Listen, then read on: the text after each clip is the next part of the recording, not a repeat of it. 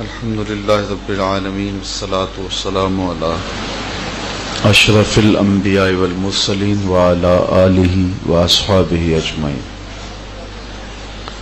قال النبی صلی اللہ علیہ وسلم نعمتان مغبون فیہما کثیر من الناس الصحۃ والفراغ او کما قال النبی صلی اللہ علیہ وسلم.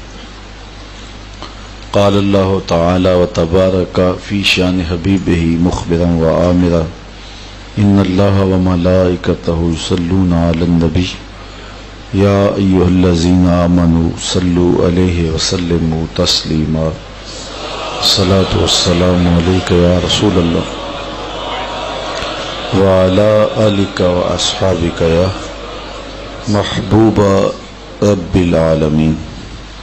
تمام حمد و ثنا تعریف و توصیف اللہ جل مجدہ الکریم کی ذات بابرکات کے لیے جو خالق کائنات بھی ہے اور مالک شش جہات بھی.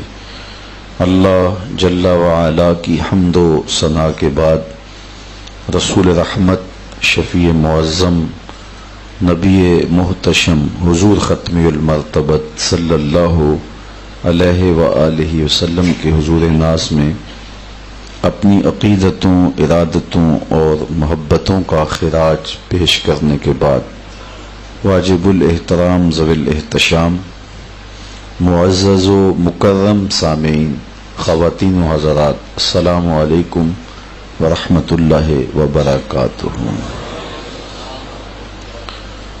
حضور نبی رحمت صلی اللہ علیہ وآلہ وسلم نے ہمیں زندگی گزارنے کے اسلوب بیان فرمائے ہیں اور اپنے وقت کی قدردانی کا سبق دیا ہے. جو قومیں اپنا وقت قیمتی نہیں جانتی اور ان کی قدردانی نہیں کرتی وہ قومیں بہت پیچھے رہ جاتی ہیں. کسی مفکر نے کہا تھا کہ وقت ضائع نہیں ہوتا، کسی اور کے کام آ جاتا ہے. تو جب ہم نے وقت کی قدردانی نہیں کی تو یہ وقت اوروں کے کام آ گیا اور آج امت مسلمہ کہاں کھڑی ہے اور دوسری قومیں کہاں کھڑی ہیں. اس لیے ہمیں اپنے وقت کی قدر سیکھنی چاہیے. عمومی طور پہ وقت کے ضیاع کا جو معاملہ ہے وہ ہمارے ہاں بہت سارا ہے. زندگی کے ہر شعبہ میں ہم وقت کو بڑی بے دردی سے ضائع کرتے ہیں. حتیٰ کہ منبر و محراب کے ذمہ دار بھی وقت کو اس صفاقی اور بے دردی سے ضائع کرتے ہیں کہ الیاذ باللہ، جبکہ اسلام نے ہمیں وقت کی اہمیت کی طرف توجہ دلائی ہے. حضور علیہ السلام کا فرمان جو میں نے آپ کے سامنے پڑھا وہ اس حوالے سے بہت ہی رہنما ہے اور ہماری زندگی میں وقت کی اہمیت کو اجاگر کرتا ہے. فرمایا نعمتان مغبون فیہما کثیر من الناس. دو نعمتیں ایسی ہیں جن میں زیادہ لوگ سخت نقصان کرتے ہیں. الصحۃ والفراغ، ایک صحت اور دوسری فراغت. یہ دو قیمتی چیزیں ہیں لیکن زیادہ لوگ ان قیمتی اثاثوں کو برباد کرتے ہیں. آپ کو اللہ نے جو وقت دیا ہے اس کی اہمیت اس قدر زیادہ ہے کہ جو بھی خیر شر، جو بھی ترقی اور تنزل اور جس راستے کا بھی سفر کرنا ہے اس کے لیے وقت درکار ہے. تو جو وقت کی قدردانی کرتے ہیں وہ بہت آگے چلے جاتے ہیں اور یہ ہمیں ہمارے دین نے سکھایا ہے وقت کی قدردانی کرنا. حضرت امام شافعی علیہ رحمہ فرماتے ہیں کہ میں نے فقیروں سے، درویشوں سے دو باتیں سیکھی ہیں۔ امام شافعی علیہ رحمہ فرماتے ہیں کہ یہ میری زندگی کا نچوڑ ہے۔ بہت بڑے صوفی اور بہت بڑے محدث ہونے کے باوجود یہ فقیروں کی صحبت کو اختیار کرتے تھے۔ حضرت امام احمد بن حنبل کے بارے میں ہے کہ وہ حضرت بشر حافی کے پیچھے دوڑتے تھے اور ان کی صحبت اختیار کرنا غنیمت سمجھتے تھے۔ تو کسی نے امام احمد بن حنبل سے کہا کہ تم عجیب شخص ہو، اتنے پڑھے لکھے آدمی ہو اور ایک ناخواندہ شخص کے پیچھے دوڑتے ہو۔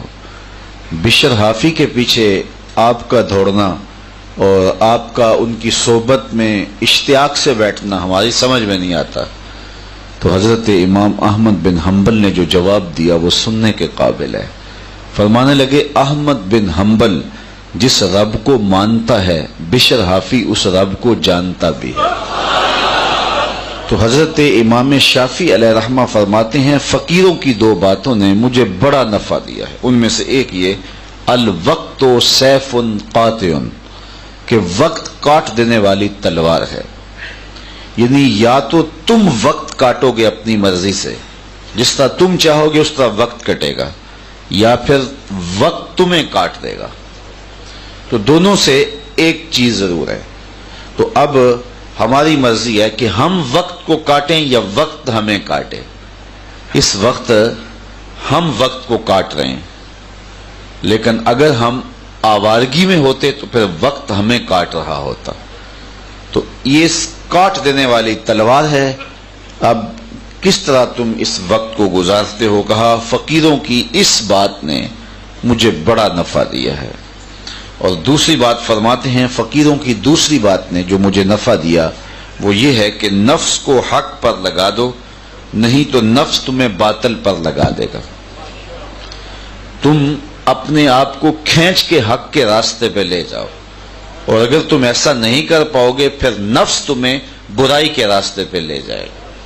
تو کہتے ہیں کہ اس بات نے مجھے اتنا نفع دیا کہ میں نے نفس کو موقع ہی نہیں دیا، اور اپنے آپ کو دینی کاموں میں اتنا مصروف رکھا کہ نفس کو موقع نہیں ملا کہ مجھے دوسرے امور کے اندر جو ہے وہ منہمک کرے۔ آج آپ یہاں آئے ہیں تو وقت آپ کا کٹ نہیں رہا، آپ وقت کاٹ رہے ہیں، اور آپ نے اپنے آپ کو ایک اچھے کام پہ لگایا ہے۔ لیکن اگر آپ یہاں نہ آتے اور کسی اور جگہ پہ چلے جاتے تو نفس آپ کو کسی اور جگہ پہ لے جاتا، تو آپ نے اپنے آپ کو یہاں مصروف کیا تو اب نفس آپ کو کسی اور کام پہ نہیں لگا سکا۔ تو کہتے ہیں ان دو باتوں نے مجھے بڑا نفع دیا کہ نفس کو نیکی کے کاموں میں مصروف کر دو، اپنے آپ کو نیکی کے کاموں میں مصروف کر دو، ورنہ نفس تمہیں برائی کے کاموں میں لگا دے گا۔ اللہ اکبر۔ تو وقت کی قدر، وقت کی اہمیت، اس بات سے اندازہ کیجئے کہ شریعت بیضاء نے ہمیں وقت کے حوالے سے کس قدر حساسیت کا درس دیا ہے کہ ظہر کی نماز زیادہ اہم ہے یا جمعۃ المبارک کی نماز زیادہ اہم ہے۔ تو آپ سب کا جواب یہی ہوگا نا کہ جمعۃ المبارک کی نماز زیادہ اہم ہے، لیکن ظہر کی فرض رکھتے کتنی ہیں؟ 4، اور جمعۃ المبارک کی 2، جبکہ جمعۃ المبارک کی بھی 4 ہوتی یا ظہر کی 2 ہوتی، زیادہ اہم تو جمعۃ المبارک ہے، لیکن جمعۃ المبارک میں خطبہ ساتھ شامل ہو گیا تھا، 2 رکعتیں کم کر دی گئی تاکہ لوگوں کا زیادہ وقت نہ لگے۔ حضرت جابر بن سامورہ رضی اللہ تعالی عنہ فرماتے ہیں کنت اصلی مع النبی صلی اللہ علیہ وسلم فکانت صلاتہ قصدا وخطبتہ قصدا، میں حضور علیہ السلام کے پیچھے نماز پڑھتا تھا تو حضور کا خطبہ بھی زیادہ لمبا نہیں ہوتا تھا اور حضور کی نماز بھی زیادہ لمبی نہیں ہوتی تھی۔ اتنا طویل خطبہ کہ لوگ بار بار گھڑیوں کو دیکھیں اور خطیب کا علم ہی ختم ہونے پہ نہ آئے، بچپن سے لے کر بڑھاپے تک اس نے جو پڑھا ہے اس کی ذمہ داری ہوتی ہے کہ آج سب لوگوں کو سنا کے جانا ہے، ایک نشست میں سارا دین دینا ہے۔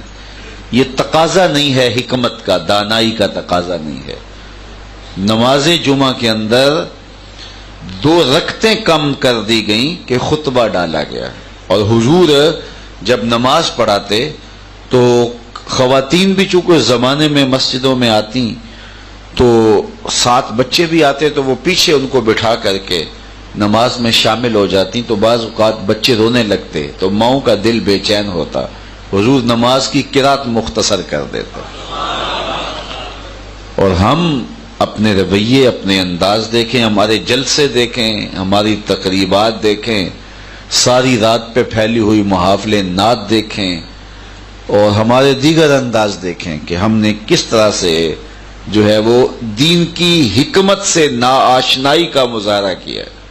ہم حکمت دین سے ہی آگاہ نہیں ہیں۔ جب اجتماعی معاملہ ہو تو اس وقت کم سے کم لوگوں کا وقت لیا جائے، اور حضور علیہ السلام نماز جتنی اہم عبادت، بہت لمبی نماز نہیں پڑھاتے تھے، لیکن جب تنہا نماز پڑھتے پھر حالت یہ ہوتی کہ رب بھی فرماتا ہے اے چادر اوڑھنے والے ساری رات جاگا نہ کر، کچھ سو بھی لیا کر۔ تو اکیلے پڑھتے ہیں تو حضور نماز طویل ترین پڑھتے ہیں، لیکن جب لوگ شامل ہیں تو ان کا خیال نماز میں بھی رکھا جا رہا ہے۔ خطبہ جو ہے شامل کر دیا گیا تو 2 رکعتیں کم کر دی گئیں تاکہ لوگوں کا زیادہ وقت نہ لگے۔ تو یہ شریعت اسلامیہ کا مزاج ہے۔ حضور علیہ السلام نے ارشاد فرمایا کہ کوئی اویس بن عامر کو ملے اور اسے میرا سلام دے اور اسے کہے کہ میری امت کی بخشش کی دعا کرے۔ حضرت اویس کرنی کو ملنے کے لیے حضرت عمر اور حضرت علی رضی اللہ تعالی عنہما گئے اور جا کے ان کو ڈھونڈا، واقع وہ ملے، حضور کا سلام دیا تو اویس کرنی کی آنکھیں آنسوں سے بھر گئیں، پھوٹ پھوٹ کے روئے اور بار بار پوچھتے تھے حضور کے لبوں پہ کیسے آیا تھا اویس کو میرا سلام دینا؟ اللہ اکبر، کیسے حضور نے کہا تھا اویس کو میرا سلام دینا؟ جب یہ تڑپتے امٹتے جذبات دیکھے تو انہوں نے کہا کہ آپ اتنا شوق رکھتے ہیں تو پھر حضور کو ملنے کیوں نہیں آئے؟ تو حضرت اویس کرنی نے بات کے رخ کو موڑا، کہا تم نے میرے حضور کو دیکھا ہے؟ کہا ہاں، ہم شام سویرے تو حضور کی قربت میں رہتے تھے۔ کہا بتاؤ حضور کے ابرو جڑے ہوئے تھے یا کھلے ہوئے تھے؟ تو یہ ایک دم کے لیے خاموش ہوئے تو کہا جس نے نہیں دیکھا اس سے پوچھ لو۔ کوئی قریب دیکھتا آ کے تو جڑے ہوئے کھلے ہوئے نظر آتے، دور سے دیکھتا تو کھلے ہوئے نظر آتے۔ تو ویسے کرنی سے کچھ باتیں کی، ملاقات کی، تو اچانک حضرت اویس کرنی نے ہاتھ آگے بڑھا دیے، ان 2 اصحاب سے مصافحہ کیا، کہا اچھا آپ نے بھی آخرت کی تیاری کرنی ہوگی اور میں نے بھی آخرت کی تیاری کرنی ہے، چلو پھر حشر کے دن ملاقات ہوگی، اور چیخے مارتے ہوئے جنگل کی طرف چلے گئے۔ تو وقت کی قدر دانی، وقت کی اہمیت، یہ ہمیں اسلام نے سکھائی ہے، یہ ہمیں دین نے سکھائی ہے۔ تو بہت تھوڑا وقت ہے یہ زندگی کا جو ہمیں دیا گیا ہے، اس کو اچھے منظم طریقے سے گزار دینا چاہیے اور زندگی کی ایک ایک ساعت کو بامقصد بنانا چاہیے۔ حضرت امام ابو داود کو حضرت امام ابو داود کو 5 لاکھ حضور علیہ السلام کی حدیثیں زبانی یاد تھیں۔ اللہ اکبر۔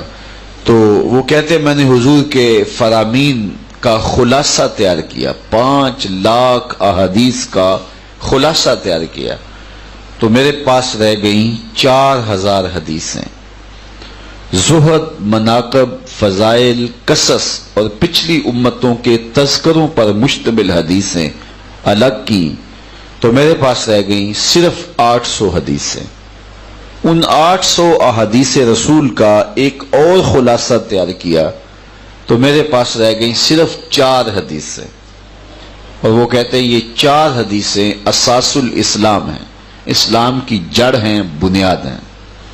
ان میں سے ایک حدیث یہ ہے من حسن اسلام المرء ترکہ ما لا یعنیہ کسی شخص کے اسلام کا حسن یہ ہے کہ وہ ہر بے مقصد کام کو چھوڑ دے۔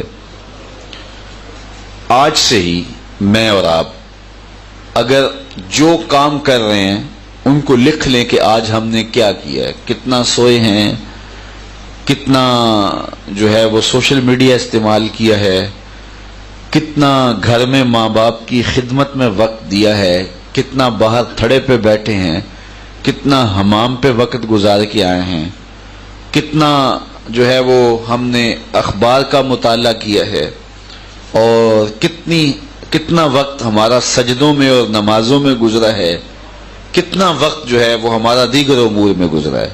ہم لکھ لیں سارا، اور پھر شام کو جو جو فضول تھا جس کے بغیر زندگی گزر سکتی تھی اس کو کاٹ دیں۔ کل پھر دوبارہ اپنے سارے معمولات کا جائزہ لیں اور جو چیزیں فضول ہوں گی ان کو کاٹتے جائیں۔ 10 دن ایسے کریں تو پھر جو ضروری چیزیں بچیں گی وہی اختیار کریں، زندگی گزارنے کا مزہ آ جائے گا۔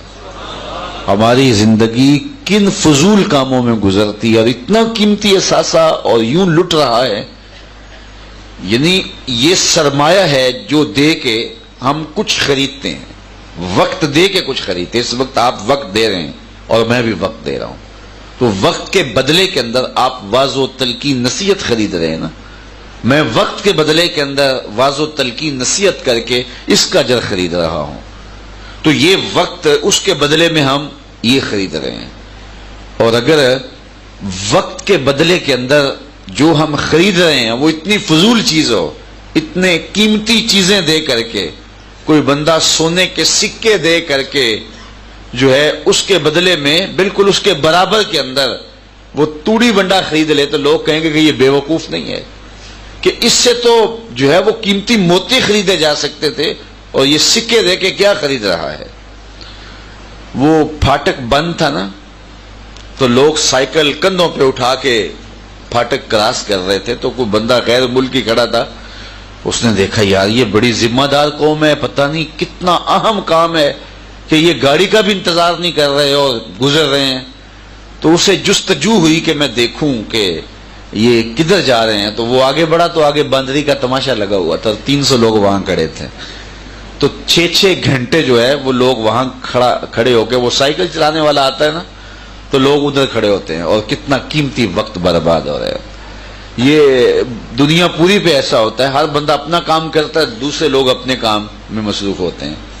یہاں یہ واپڈا والے آ جائیں نا کچھ چیز ٹھیک کرنے کے لیے، تو 20 آدمی گاؤں کے نکل کے اس کو دیکھ رہے ہوتے ہیں کہ یہ کس طرح جو ہے یہ جوڑ کس طرح لگوائے گا۔ تو یہ اتنا وقت ہے ہمارے پاس اور فضول وقت ہمارا برباد ہو رہا ہے، اور اس کے بدلے میں دوسری قوموں کے یہ وقت کام آ رہا ہے۔ میں نے ایک مفکر کا پڑھا ہے کہ وہ ایک ہی رنگ کا لباس پہنتا تھا روز، تو لوگوں نے سمجھا شاید اس بیچارے کے پاس ایک ہی لباس ہے، تو کوئی اس کے گھر گیا تو اس نے اپنی الماری کھولی تو اسی رنگ کے کئی لباس لٹکے ہوئے تھے، تو اس نے کہا یہ کیا؟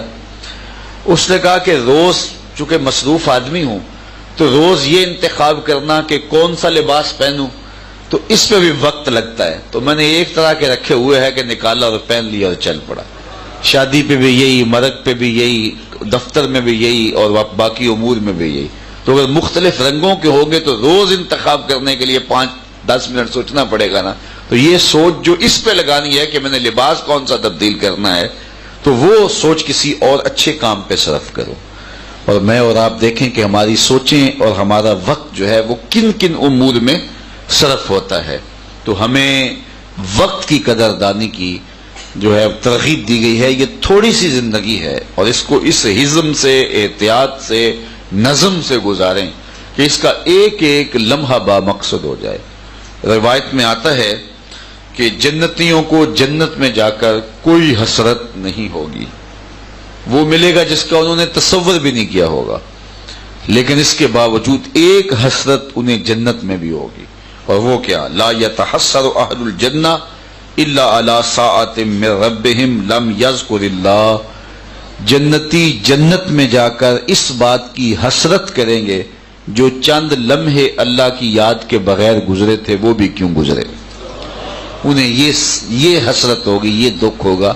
ہمارے وہ لمحے کیوں برباد ہو گئے؟ یہ الیکشن کا ڈرامہ آتا ہے نا، تو ہم گزرتے ہیں سڑکوں سے تو دیکھتے ہیں 600 آدمی وہ بیٹھے ہوئے ہوتے ہیں اور عجیب ایک ماحول لگا ہوا ہوتا ہے، لوگ وہاں بیٹھے. پوری دنیا میں کہاں کہیں ایسا نہیں ہوتا.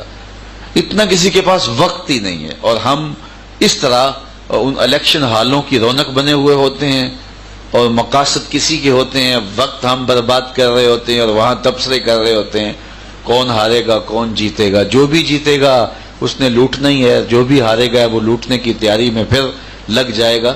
تو کیا تمہارے مقاصد ہیں؟ با مقصد زندگی گزارنے کا تصور جو ہے وہ ہمیں دیا ہے. حضرت شیخ ختلی رضی اللہ تعالیٰ عنہ حضرت داتا گنج بخش علی حجویری کے پیر ہیں. انہوں نے ایک بڑی کمال کی بات کہی، اللہ ان کی قبر پہ کروڑوں رحمت نازل فرمائے.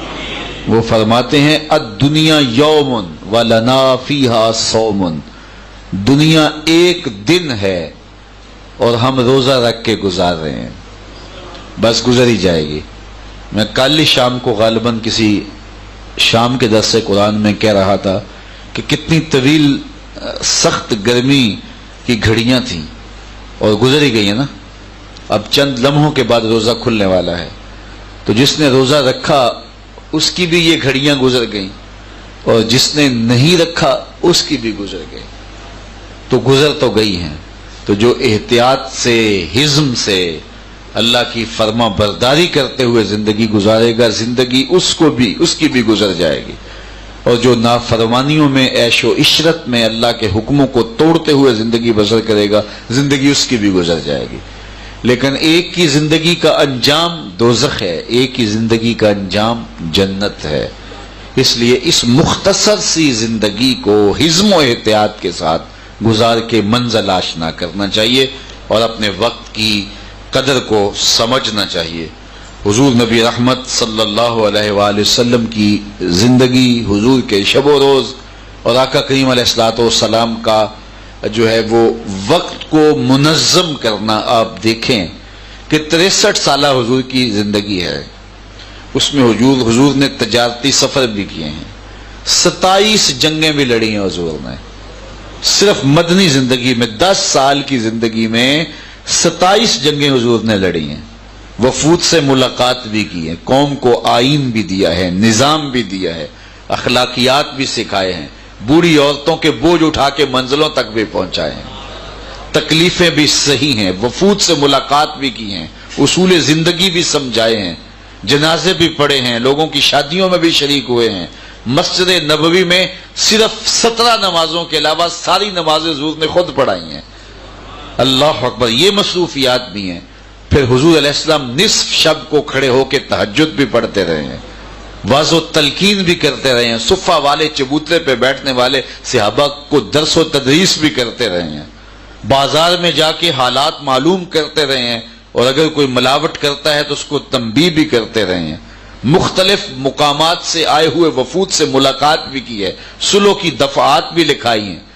9 ازواج تھی حضور کی جب حضور کا وصال ہوا، کسی ایک کو بھی حضور سے شکایت نہیں تھی. ایک بیوی کو شکایت ہوتی ہے کہ صاحب ٹائم نہیں دیتے، دفتر میں بھی ٹائم دیتے ہیں، بس ہمیں تو ٹائم نہیں دے رہے. لیکن 9 ازواج تھی جب حضور کا وصال ہوا، ایک کو بھی شکایت نہیں تھی. تو کیسے وقت کو منظم کیا ہوا تھا.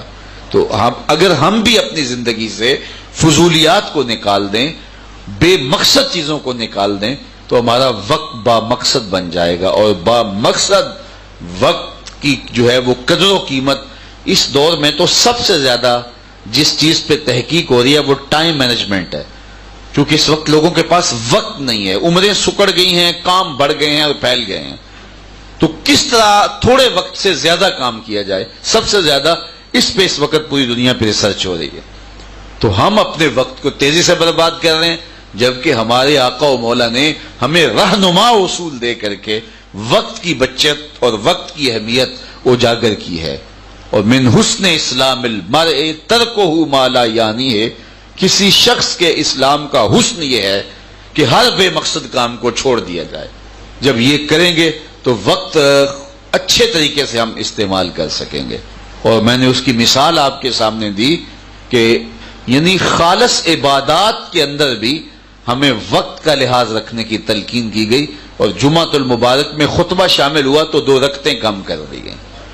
لیکن ہم اپنے وقت کو جس طرح سے استعمال کر رہے ہیں، باقی طبقے تو چلو باقی طبقے رہے، میرے سے کچھ لوگ ناراض بھی ہو جاتے ہیں اور میں حق بات کہنے سے جھجکتا بھی نہیں ہوں، وہ یہ ہے کہ ہمارے مذہبی طبقے بھی وقت کی اہمیت کو نہیں سمجھتے۔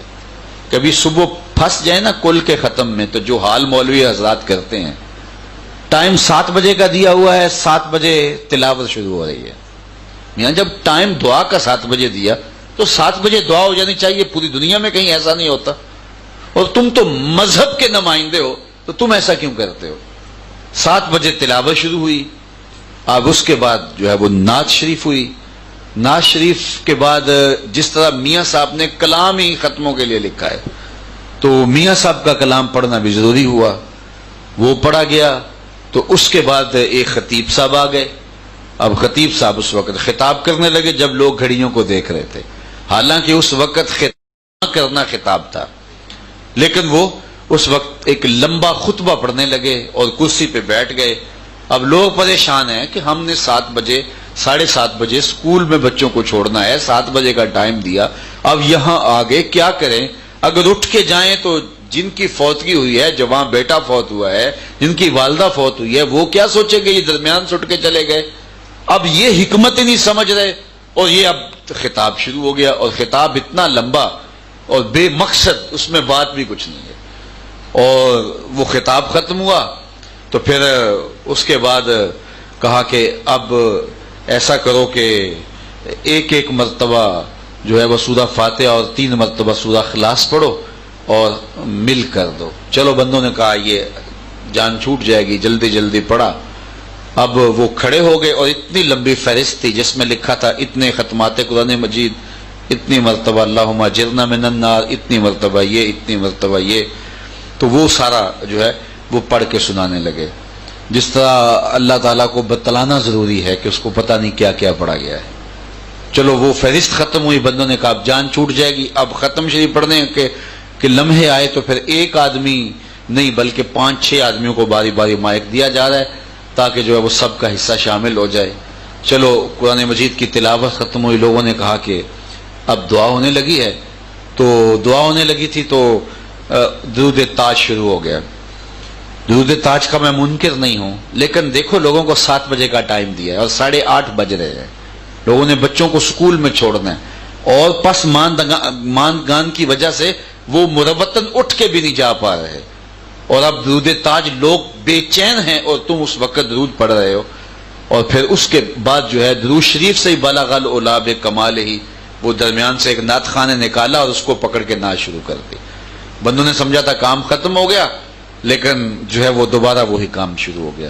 خیر چلو وہ نعت خوانی ختم ہوئی، پھر اس کے بعد جو ہے وہ اب کہا گیا کہ اب دعا ہوگی۔ اب جس پیر صاحب کو بلایا ہوا تھا دعا کے لیے وہ بالکل تازہ دم تھے، ابھی تک بیٹھے ہوئے تھے، اب انہوں نے جو ہے وہ دعا شروع کر لی تو وہ دعا ختم کرنے کا نام ہی نہیں لیتے۔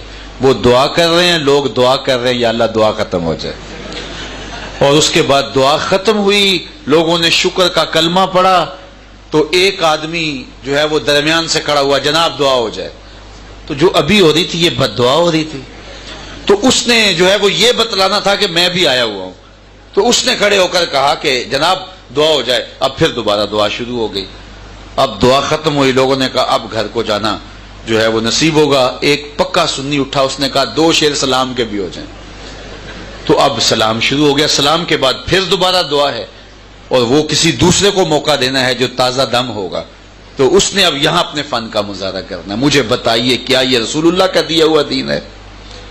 آپ ناراض ہوں، مولوی صاحبان میرے سے ناراض ہوں، لیکن میں سچی بات کرتا ہوں، اپنے بھی خفا مجھ سے ہیں، بیگانے بھی ناخوش، کہ میں زہر حل کو کبھی کہہ نہ سکا کند، بات وہی کہتا ہوں سمجھتا ہوں جسے حق، نئے ابلائے مسجد ہوں نئے تہذیب کا فرزند۔ تو اس لیے ہمیں وقت کی قدر سمجھنی چاہیے، ہمیں وقت کی قدر سمجھنی چاہیے اور دیکھنا چاہیے کہ وقت کتنا قیمتی ہے اور لوگوں کا وقت کتنا اہم ہے، اور تھوڑے سے تھوڑا لوگوں کا وقت لیا جائے، اس میں زیادہ سے زیادہ ان کو ڈلیور کیا جائے۔ لیکن جب دامن جھاڑ کے اٹھ کے لوگ گئے تو کیا سنا تھا، کیا سمجھا تھا، کسی سے پوچھ لو، کسی کو پتہ ہی نہیں کیا سنا تھا. اور بیٹھے ہوئے ہیں لوگ بےچارے 6:30 بجے کے اور 9 بجے گھر واپس جا رہے ہیں. اب مروتاً بیٹھنا بھی پڑا. اور پھر جب واپس جا رہے ہوتے ہیں لوگ جو باتیں کر رہے ہوتے ہیں وہ مولوی صاحبان نہیں سنتے کہ کیا لوگ کر رہے ہوتے ہیں. تو یہ کیا ہے؟ میں ایک مثال دی آپ کے سامنے بڑی واضح کہ جمعہ زیادہ اہم ہے ظہر سے، لیکن خطبہ شامل ہوا تو اس کی بھی 2 رکعتیں کم کر دی گئیں. اور ہم مستحبات کو اتنا طول دے دیتے ہیں، اور پھر ہمارے آراس اور ہماری محافل نعت وہ جتنی لمبی ہوتی ہیں اور جو وہ حال ہوتا ہے وہ تو خیر حال ہی اور ہے. اور پھر جب فرائض کی باری آتی ہے تو وہاں کوئی موجود بھی نہیں ہوتا. ساری رات جو ہے وہ مصروف رہے اور فجر کی نماز میں جو نمازی معمول کے تھے وہ بھی سکڑ جائیں گے تو کیا یہ اجر و ثواب کا کام ہوگا؟ تو یہ ساری باتیں سوچنے والی ہیں، اور یہ دین کے نام سے ہو رہا ہے. اس لیے ہمیں وقت کی اہمیت کی ترغیب دی گئی ہے. میں گزارش کروں گا کہ میری ان باتوں سے کوئی اور معنی نکالنے کی بجائے، میں ایک جگہ پہ گیا تو یہ شاید میں نے باتیں کہیں پہلے بیان کی ہوئی تھیں، تو وہ ایک صاحب مجھے میری طرف منہ کر کے کہنے لگے کہ حضرت اجازت ہے درود تاج پڑھ لیں. اور میں نے کہا صاحب بات کوئی نہیں سمجھ پائے تم، درود تاج کا کون منکر ہے؟ یہ کتنی عجیب بات تم نے کر دی.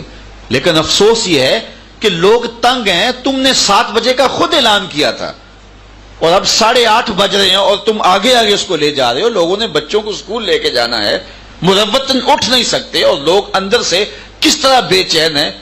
ہمیں تو بے چینیاں لوگوں کی، رسول اللہ صلی اللہ علیہ وسلم نماز کی قرات مختصر کر دیتے، رب کا قرآن مختصر کر دیتے کہ بچے رو رہے ہیں، اور تم اس حکمت کو نہیں سمجھ رہے. الٹا جو ہے یہ کہہ رہے ہو کہ حضرت اجازت ہے کہ ہم درود تاج پڑھ لیں. تو مجھے بتائیے کہ جب سمجھنے والے جو ذمہ دار ان حکمتوں کو نہیں سمجھیں گے تو پھر کیا ہوگا کہ لوگ دین سے دور ہوں گے ہمارے رویوں کی وجہ سے، ہمارے طرز عمل کی وجہ سے. جو میں نے باتیں کہی ہیں شاید تلخ ہوں، لیکن میرا خیال ہے آپ سب کا یہ تجربہ ہوگا، ان مراحل سے آپ گزرے ہوں گے. اور پھر بلکہ اب تو جنازوں میں ہوتا ہے، 7 بجے کا جنازہ ٹائم دیا، 8 بجے کا ٹائم دیا تو وہاں بھی خطابات شروع ہو جاتے ہیں، اور پھر جو ہے وہ لوگ وہاں بھی جو ہے وہ عجیب مخمسے میں پڑ جاتے ہیں. اور بعض اوقات ایسا بھی ہوتا ہے کہ کچھ علماء گھر والوں کی طرف سے مجبور ہوتے ہیں، ان کا تقاضا یہ ہوتا ہے کہ جناب آپ نے جو ہے وہ خطاب کرنا، یہ تو ان کو بھی کہہ دینا چاہیے کہ اتنا وقت نہ لو، اگر لینا بھی ہے اتنا محدود وقت کے لوگوں کے لیے آسانیاں ہوں. تو یہ ساری چیزیں ہیں جو ہمیں اسلام نے سکھائی ہیں، ہمیں دین نے سکھائی ہیں. تو ہمیں اپنے وقت کی قدر کرنی چاہیے اور اپنے وقت کو سنبھال کے گزارنا چاہیے. پھر وقت کے اندر بہت ساری گنجائش ہوتی ہے، جو ہمارے پاس فارغ وقت ہوتا ہے، فراغت کے جو لمحے ہیں ان کو غنیمت جانا چاہیے. پرانی بات ہے، پتہ نہیں اللہ نے اس کو اس وقت زندگی کے حال میں رکھا ہے یا وہ شخص انتقال کر گیا ہے. راول پنڈی سے میرا ایک دوست بیٹھا تو گجرانوالا آ کے اترا، تو وہ جو ڈرائیور تھا اس نے فیصلہ آباد کی گاڑی تھی، جانا تھا، تو اس نے ایک بات نہیں کی وہاں سے راول پنڈی سے، لیکن کچھ زبان سے پڑھتا رہا. تو اسے دلچسپی ہوئی تو اس نے راہ والی کے قریب پوچھا کہ میں آپ سے کوئی بات کرنا چاہتا ہوں. تو وہ رکا، ہاں کیجئے. اس نے کہا کہ آپ راول پنڈی سے یہاں تک بالکل خاموش بیٹھے رہے لیکن زبان آپ کی جنبش میں رہی، تو کیا ماجرا ہوا؟ تو اس نے کہا کہ میں قرآن مجید کا حافظ ہوں، راول پنڈی سے چلتا ہوں، فیصلہ آباد تک 15 پارے پڑھ لیتا ہوں، اور واپسی فیصلہ آباد سے جب پنڈی جاتا ہوں 15 پارے اس طرح پڑھ لیتا ہوں. تو اللہ کا شکر ہے میں روز کا ایک قرآن ختم کرتا ہوں. تو بتاؤ ایک ڈرائیور جو کام کر رہا ہے اگر وقت کو کام میں لانا چاہے تو روز کا ایک قرآن ختم کر لے گا نہ؟ تو اگر نہیں ہے تو کتنا وقت ہم ضائع کر دیتے ہیں. ہم مسجد میں بیٹھ کے، اعتکاف میں بیٹھ کے بھی گپیں لگا رہے ہوتے ہیں. کتنا قیمتی، گھر چھوڑا، ماں باپ چھوڑے، جو ہے وہ کاروبار چھوڑا اور اعتکاف میں آ کے بیٹھے. اور اعتکاف میں بھی ہم جو ہے وہ ایک زمانے میں ان دنوں کے اندر کوئی میچ تھا تو کوئی معتکفین بیٹھے ہوئے تھے تو وہ آنے والوں کو پوچھتے تھے ہاں کتنے چھکے لگے اور کتنے اوور ہو گئے اور کتنے آؤٹ ہوئے ہیں. تو وہ وہاں بھی یہ دلچسپیاں رکھتے ہیں. تو ہمیں ان قیمتی وقت کا احساس نہیں ہے، جس کے نتیجے کے اندر آج ہم من حیث القوم دنیا سے بہت پیچھے رہ گئے. الحمدللہ ادارۃ المصطفیٰ نے شعوراً اس کی کوشش کی ہے. ہمارے اجتماعات آپ دیکھ لیں، مرکزی اجتماع ہمارا بھی 3-4 گھنٹے سے زیادہ نہیں ہوتا، جو سالانہ مرکزی اجتماع ہوتا ہے. اور دروس قرآن یہاں فجر کے بعد ہوں یا عصر کے بعد ہوں یا عشاء کے بعد ہو. ہم نے 12 شرائط دی تھی جو لوگ ہمارے پاس درس قرآن کے لیے ٹائم لینے آتے تھے. ایک یہ ہے کہ ہمارے نام کا نعرہ نہیں ہوگا, لوگ کھڑے ہو کے استقبال نہیں کریں گے. اس کلچر کو بدلنا چاہیے, تبدیل کرنا چاہیے. اور پہلے تو ہم نے 1 سال جو ہے وہ کھانا بھی اپنے ساتھ ہی باندھا تھا کہ کہیں سے کھانا بھی نہیں کھائیں گے. تو اس طرح پھر لوگوں نے کہا نہیں یہ تو شرمندگی ہے ہمارے لیے کہ آپ کھانا بھی ساتھ لے کر آئیں. تو اس طرح ہم نے جو ہے وہ نظم دیا تھا, 12 شرائط دی تھی. اور وقت پہ شروع ہوگا, عشاء کے بعد اگر پروگرام ہے تو پھر وہ 2 گھنٹے کے اندر اختتام پذیر ہوگا, ورنہ عشاء کے بعد پابندی رہی کافی عرصہ. لیکن پھر مجبوریوں کے تحت کچھ لوگ اتنا جو ہے وہ مجبور کر دیتے ہیں, جانا بھی پڑتا ہے. اور بعض جگہ ایسی محفل میں ہم پھنس بھی جاتے ہیں کہ جہاں وقت بڑا ضائع بھی ہوتا ہے لیکن کہہ بھی دیتے ہیں. لیکن عمومی طور پہ ہمارے جو تنظیمی پروگرام ہوتے ہیں سارے ٹوٹل کے ٹوٹل یا فجر کے بعد ہوں گے تو پھر بھی وہ 1-1.5 گھنٹے کے اندر ختم. اسی طرح عصر کے بعد ہوں گے یا مغرب کے بعد ہوں گے یا دن کو بھی ہوں گے تو مخصوص وقت ہوتا ہے. اور الحمدللہ پوری دنیا کے اندر ہم جہاں بھی جاتے ہیں ہزاروں کی تعداد میں لوگ جمع ہوتے ہیں. تو اس کی وجہ اللہ کی خاص عطا ہے, لیکن ظاہری اسباب میں سے ایک سبب یہ بھی ہے کہ ہم لوگوں کا وقت ضائع نہیں کرتے.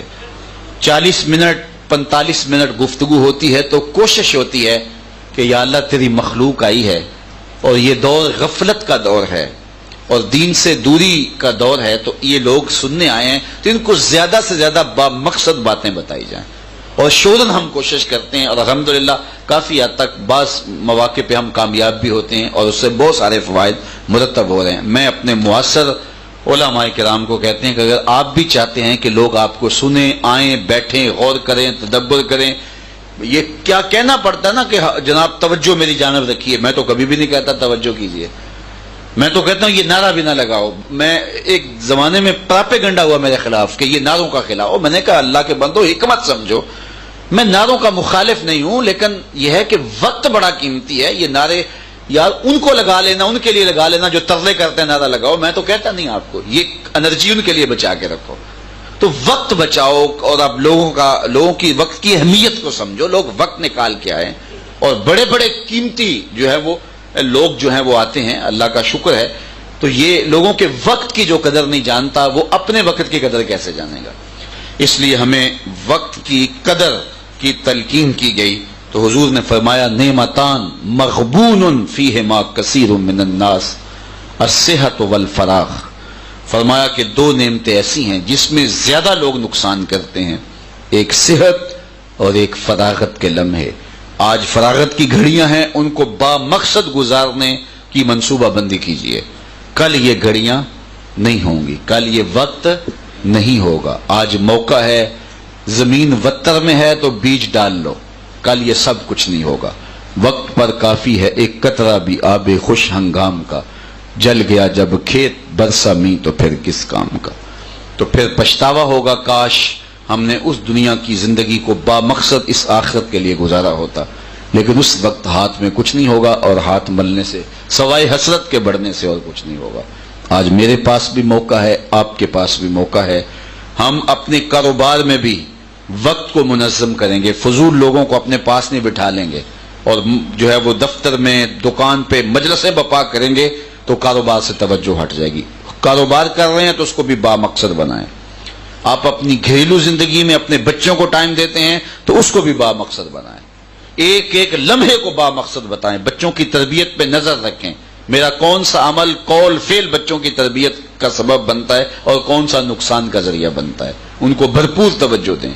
اور اسی طرح اگر آپ جو ہے وہ دینی معاملات کے اندر ہیں تو جب نماز پڑھنے کھڑے ہوئے ہیں تو پھر نماز ہی پڑھ رہے ہوں, پھر دکان پہ نہ ہوں, پھر کسی اور جگہ پہ نہ ہوں, اور پوری توجہ اس کو دیں. پھر دیکھنا کہ نماز کا حظ ملتا ہے کہ نہیں, نماز کا سرور ملتا ہے کہ نہیں. سویر سے لے کر شام تک بھوک کاٹ رہے ہیں, پیاس کاٹ رہے ہیں, لیکن غیبت اور باقی ساری باتیں اور جھوٹ اور مکر و فریب چل رہے ہیں, تو بھوک بھی کاٹی, پیاس بھی کاٹی, ملا کیا, نتیجہ کیا ملا. تو اپنے روزے کو منظم کریں تاکہ 30 روزے رکھنے کے بعد اس کا صلہ آپ کے سامنے نظر آئے کہ یہ روزے رکھے ہیں تو اللہ نے اس کا یہ صلہ مجھے دیا ہے, میرے باطن میں روشنی ہو رہی ہے, من میں چراغاں ہو رہا ہے. یہ سن رہے ہیں تو پورے انہماک سے سنیں, اس نیت سے سنیں کہ جو چیزیں قابل عمل میں اس پہ عمل کروں گا. تو جب 15 منٹ کی، آدھے گھنٹے کی، 1 گھنٹے کی گفتگو سنیں تو اس کا خلاصہ آپ کے ذہن میں ہو، اور پھر جب آپ جائیں آپ کی عملی زندگی میں اس کے اثرات ہوں. تو پوری زندگی کو منظم کریں، مرتب کریں. اسی طرح ہم اپنی زندگی ضائع نہ کر دیں آوارگی میں، بس اسی طرح جو ہے وہ مست لوگوں کی طرح، بلکہ اپنی زندگی کو منظم کریں، ہوش مندی سے زندگی گزاریں. سب سے اہم چیز جو ہے وہ وقت کو منظم کرنا ہے، اور اپنی گھڑیوں کو، اپنے لمحوں کو منظم کریں، ایک ایک ساتھ کو منظم کریں. فضول ایک لمحہ بھی گزارنے سے گریز کریں. صحت پہ بھی اچھے اثرات پڑیں گے، روحانیت پہ بھی اچھے اثرات پڑیں گے، مذہب پہ بھی اچھے اثرات پڑیں گے. آپ کی شخصیت بھی باوقار ہوگی، اور آپ کاروبار کر رہے ہیں یا کوئی بھی آپ کی ذمہ داری ہے اس پہ بھی اچھے اثرات مرتب ہوں گے. آپ کے بچوں پہ بھی اچھے اثرات مرتب ہوں گے. تو منظم، خوبصورت، باوقار زندگی کا تصور ہی اسلام کا دیا ہوا تصور ہے. اللہ نے اپنی توفیق سے یہ 4 دن ہمیں نصیب کیے. کل کا آخری دن انشاءاللہ دعا کا بھی ہوگا، اور وہ میں پہلے سے آپ کو بتائے جا رہا ہوں کہ ہو سکتا ہے کہ 2-4 دن، جو 2-4 لمحے زیادہ معمول سے ہو جائیں، چونکہ اتوار ہے، چھٹی بھی ہے. تو اگر 10 منٹ اوپر بھی ہو گئے، کیونکہ دعا بھی ساتھ شامل ہے، تو کل آپ ذہناً تیار ہو کے آئیں، اپنے دوستوں کو بھی دعوت دیں. اللہ مجھے آپ کو اپنی رحمتوں کے سائے میں رکھے. وآخر دعوانا ان الحمدللہ.